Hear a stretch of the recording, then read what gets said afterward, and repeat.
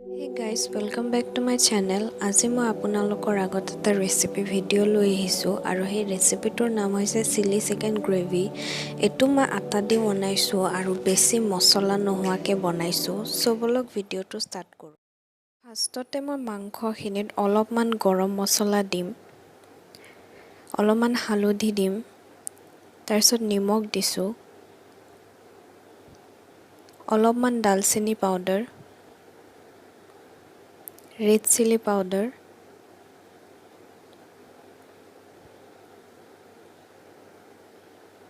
Vinegar দিছোঁ 1 চামুচ, আটা অলপ দিছোঁ আৰু অলপমান পানী দিছোঁ। দি কানে ভালদৰে মিক্স কৰি 15 মিনিটমান চিকেনখিনি ৰাখি থৈ দিম।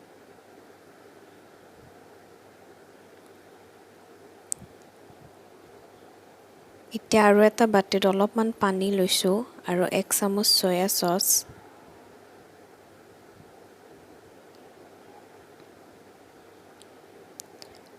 আৰু 2 চামুচ টমেটো চচ।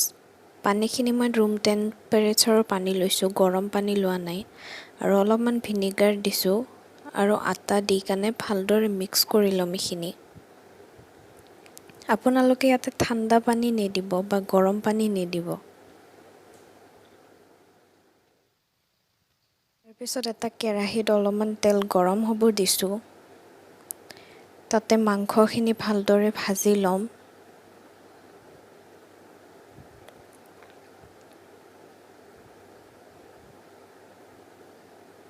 যেতিয়া মাংসখিনি ভালদৰে ভাজা হ'ব তেতিয়া মই ইয়াতে কেপচিকাম দিছোঁ, পিঁয়াজ দিছোঁ আৰু ইয়াতে বিলাহী দিছোঁ। মোৰ তাতে ৰঙা কেপচিকাম নাছিল কাৰণে এইটো বিলাহী দিছোঁ, আপোনালোকে নিদিলেও হ'ব।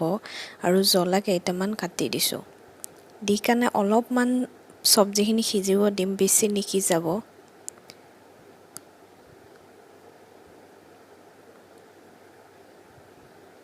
ইয়াতে সেই চচখিনি দি দিছোঁ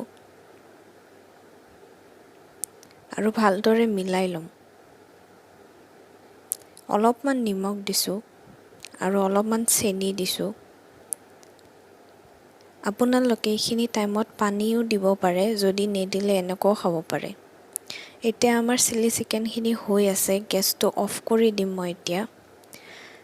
গাইজ, আমাৰ চিলি চিকেন হৈ গ'ল।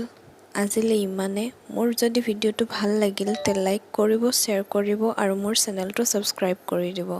Thank you everyone.